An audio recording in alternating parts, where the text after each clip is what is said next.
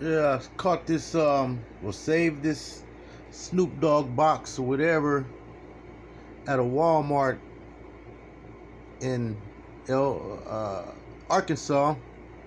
It was on the empty pallet box. It was the only box that wasn't broke down, so I saved it, walked out with it.